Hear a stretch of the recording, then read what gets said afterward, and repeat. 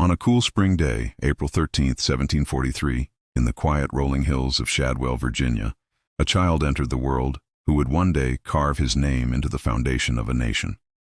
A child entered the world who would one day carve his name into the foundation of a nation. Thomas Jefferson was born into a world of wide tobacco fields, towering forests, and the steady rhythm of colonial life. His father, Peter Jefferson, was a planter and surveyor of remarkable skill, a man of physical strength and practical wisdom, whose knowledge of land and boundaries gave him both wealth and status. His mother, Jane Randolph Jefferson, descended from one of Virginia's most established families, carried the elegance and refinement of her lineage. From this union of frontier strength and aristocratic grace, Thomas inherited a dual legacy that would define his character: self-reliance paired with cultured ambition. As the third of 10 children, Thomas's early world was alive with the laughter and cries of siblings, the steady presence of enslaved laborers who maintained the estate, and the constant demands of managing land. His father ensured that young Thomas received not only physical vigor through horseback riding and outdoor exploration, but also intellectual grounding. At just 5 years old, he was placed under tutors, beginning a lifelong relationship with books, language, and knowledge. He learned Latin, Greek, and French, immersing himself in classical literature and philosophy before most children could master their letters. By the time his father died in 1757, leaving Thomas just 14 years old, he was already marked by an insatiable curiosity and disciplined mind. His father's death was a turning point. Suddenly, Jefferson inherited not only land, but also the expectations of maintaining a family's prosperity. Though he had overseers and guidance from relatives, responsibility weighed heavily. He retreated often into study, finding in the pages of Cicero, Homer, and Enlightenment thinkers a refuge from grief and the uncertainties of his new role. Books became companions, shaping his thought, nurturing in him a fascination with reason, natural rights, and the relationship between man and government. The vast library he would one day assemble had its seeds in these formative years. At 16, Jefferson entered the College of William and Mary in Williamsburg, a place bustling with colonial life, intellectual energy, and political stirrings. The small town was alive with lawyers, scholars, and the emerging voices of revolution.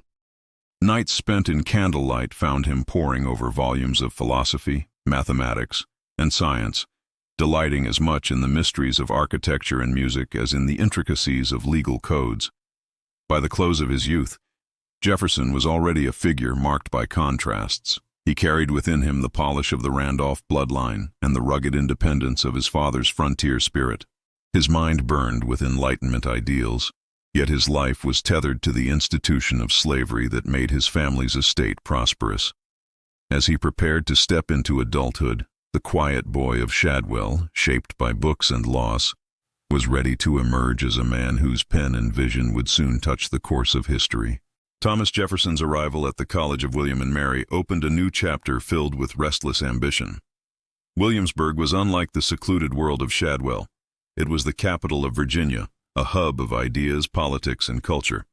Here, Jefferson stood apart not merely for his tall, lanky frame and reddish hair, but for his quiet intensity and voracious appetite for knowledge. His classmates often found him reserved, more interested in his books than social gatherings, though he occasionally played the violin at evenings of music. But while others idled in taverns, Jefferson absorbed Aristotle, Locke, and Montesquieu, sharpening the philosophical lens through which he viewed the world. George Wythe soon took him under his wing, mentoring him in the rigorous study of law. Jefferson thrived, spending endless hours poring over legal treatises, analyzing cases, and absorbing the structure of English common law. Yet it was not the technicalities of statutes that captivated him most, but the deeper question of justice: what rights were inherent to man, what authority governments held, and how those powers might be limited.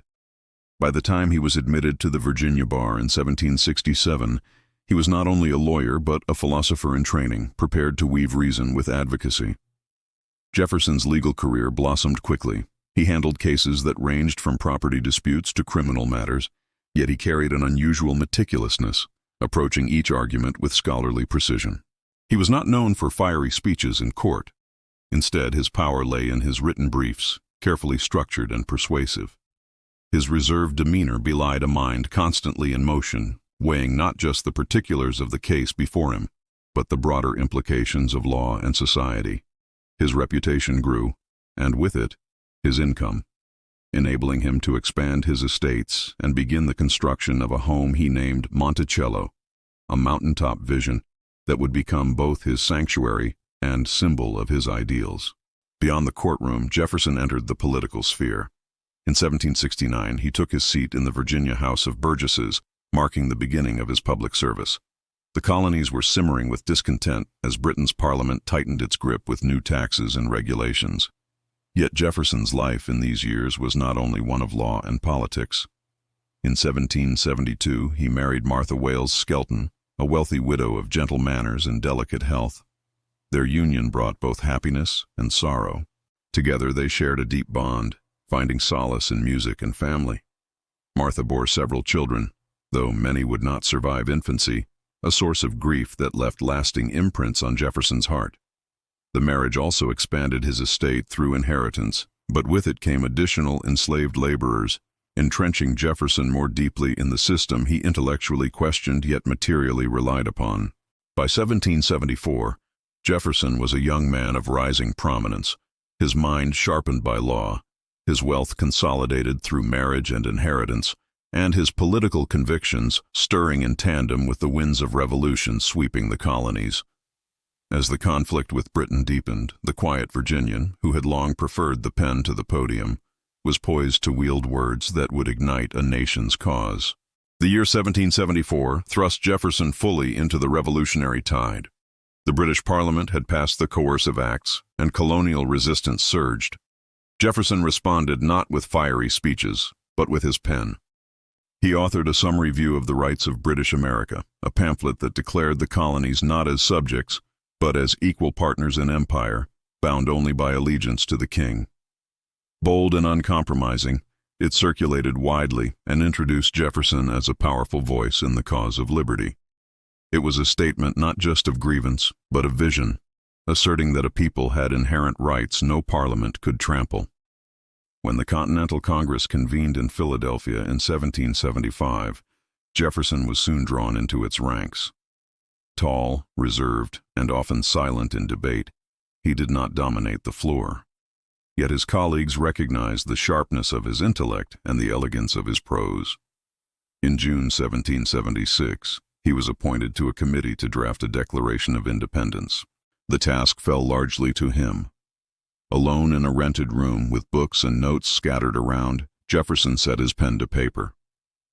Over days of careful composition, he distilled Enlightenment philosophy into words that would echo through ages, that all men are created equal, that they possess unalienable rights, and that governments derive power from the consent of the governed. Though Congress made edits, the essence was his.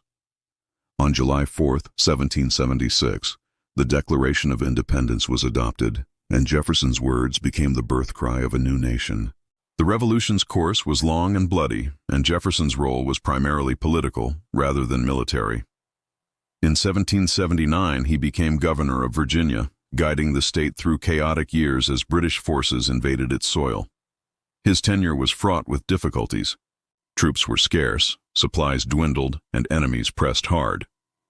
When British cavalry raided Charlottesville in 1781, Jefferson narrowly escaped capture, tarnishing his reputation among critics who accused him of failing in leadership. Yet his devotion to the cause did not waver, and he continued to serve in public life even as war dragged on. Personal tragedy shadowed these years. Jefferson and Martha endured the loss of children, and her health steadily declined. In September 1782, after a long illness, Martha died at Monticello. Jefferson was devastated, retreating into grief so profound that friends worried for his sanity. He isolated himself for weeks, unable to write or work, walking aimlessly through the hills. Her death marked a wound that never fully healed, and he never remarried. As the Revolution neared its end, Jefferson returned to service, appointed as a delegate to the Confederation Congress in 1783. There he championed policies for Western expansion, envisioning how new territories could enter the Union on equal footing, laying the groundwork for America's growth. When peace was finally secured with Britain, Jefferson was again called abroad, this time as minister to France, stepping from the crucible of revolution into the salons of Enlightenment Europe. The pen that had helped declare independence was not yet finished reshaping the future. Jefferson's years in Europe opened vistas beyond the Virginia countryside. In 1784, he journeyed to France, serving first in a diplomatic role alongside Benjamin Franklin and John Adams, later becoming minister plenipotentiary to the French court. Paris was alive with art, philosophy, and the murmurs of revolution. Jefferson immersed himself in its culture, exploring its libraries, gardens, and salons. He studied architecture with fascination, drawing inspiration that he would later weave into Monticello and the University of Virginia. The intellectual ferment of Europe invigorated him, reinforcing his belief in reason, progress, and the rights of man. Yet the glitter of Paris was shadowed by loss. While abroad, Jefferson's youngest daughter, Lucy, died in Virginia, deepening the ache of family absence. He poured affection into his surviving daughters, particularly Martha and Maria, and in his Paris household, a young enslaved girl named Sally Hemings entered his life. Their relationship, complex and controversial, would intertwine with his legacy, though Jefferson kept its realities shielded from public view. As he observed the growing unrest in France, Jefferson sympathized with the ideals of liberty but recoiled at the violence that began to erupt. He supported constitutional reform and admired the aspirations of the French people, yet he saw the perils of unbridled revolution. In 1789, he returned to America just as his own country faced its fragile infancy under the new Constitution. President George Washington called him to serve as the first Secretary of State, placing Jefferson at the heart of the fledgling republic. Jefferson entered Washington's cabinet with zeal, shaping foreign policy and advocating for a vision of America rooted in agrarian democracy, where farmers formed the backbone of liberty. But his tenure was marked by bitter conflict with Alexander Hamilton, Secretary of the Treasury. Hamilton envisioned a strong central government, a powerful financial system, and close ties to commerce and industry. Jefferson countered with suspicion of concentrated power, preferring states' rights and limited government. Their rivalry birthed America's first political parties, Jefferson's Democratic Republicans and Hamilton's Federalists. The discord strained Washington's patience, but it also defined the era. Jefferson, disillusioned by what he saw as creeping aristocracy in Hamilton's policies, resigned in 1793, retreating to Monticello. Yet he could not remain away from politics for long. In 1796, he reluctantly stood as the Democratic-Republican candidate for president, losing narrowly to John Adams, but becoming vice president under the constitutional system that awarded second place. The next 4 years were uneasy, with Jefferson opposing many of Adams's Federalist measures, particularly the Alien and Sedition Acts, which he viewed as assaults on liberty. He secretly authored the Kentucky Resolutions, asserting the principle that states could challenge unconstitutional federal laws, a doctrine that would echo through later history. By the decade's end, Jefferson stood as the central figure of opposition, his vision clashing with the Federalists' consolidation of power. The stage was set for a rematch, and the quiet Virginian, who had always preferred pen to podium, now prepared for one of the most pivotal elections in American history. The election of 1800 became a turning point not only in Jefferson's life, but in the life of the Republic. Bitterly contested, it pitted Jefferson against John Adams in a clash of ideologies. When the votes tied between Jefferson and his running mate, Aaron Burr, the decision fell to the House of Representatives. After tense maneuvering, Jefferson emerged victorious, marking the first peaceful transfer of power between rival political parties in American history. He called it the Revolution of 1800, believing it restored the principles of liberty and limited government. Jefferson's presidency began with gestures of simplicity. Rejecting pomp, he walked to his inauguration and opened the executive mansion to visitors with informal ease. Yet beneath the modesty lay a determination to reshape government. He cut taxes, reduced the national debt, and trimmed the military, convinced that a frugal government best protected liberty. His administration also achieved a momentous expansion, the Louisiana Purchase of 1803. Seizing the opportunity when Napoleon offered vast lands, Jefferson doubled the size of the nation, securing the Mississippi River and Western territories. Though he wrestled with constitutional doubts over the purchase, he justified it as a necessity for the Republic's future. The new lands invited exploration. Jefferson commissioned Meriwether Lewis and William Clark to lead an expedition westward, charting rivers, cataloging flora and fauna, and mapping paths to the Pacific. Their journey expanded not just the geography of the nation, but also the imagination of its people, fulfilling Jefferson's dream of an empire of liberty stretching across the continent. His presidency was not without strain. Relations with Britain and France, locked in European wars, placed America in a precarious position. Jefferson sought to keep the nation neutral, resisting entanglement, but trade restrictions and impressment of American sailors tested his resolve. His answer was the Embargo Act of 1807, halting exports to pressure warring powers. Instead, it devastated American commerce, drawing widespread anger and tarnishing his popularity. The idealist who sought peace found his policies mired in unintended consequences. At home, Jefferson also faced the contradictions of his ideals. He championed liberty and equality in words, yet slavery remained the foundation of his plantation. He condemned the international slave trade, signing its abolition into law in 1807. But at Monticello, enslaved labor sustained his world. It was a tension he neither resolved nor escaped, a shadow entwined with his legacy. By the end of his second term, Jefferson, weary of politics, declined a third. He left the presidency in 1809, retreating once more to Monticello, content to let younger men carry forward the republic. He had guided the nation through expansion and trial, leaving behind both triumphs and controversies. Now, as the elder statesman, he turned his mind to education, philosophy, and the quieter pursuits that had always been his refuge. Jefferson's retirement was no withdrawal from the world, but a redirection of energy. At Monticello, perched on its green hill, he surrounded himself with books, scientific instruments, and the constant work of his estate. He devoted himself to correspondence, exchanging letters with former allies and adversaries alike, including John Adams. Their renewed friendship, carried through decades of reflection, became a testament to the shared bond of revolution, even after years of rivalry. His greatest project in these years was the founding of the University of Virginia. Jefferson envisioned it not as a religious institution, but as a temple of reason, dedicated to free inquiry and the advancement of knowledge.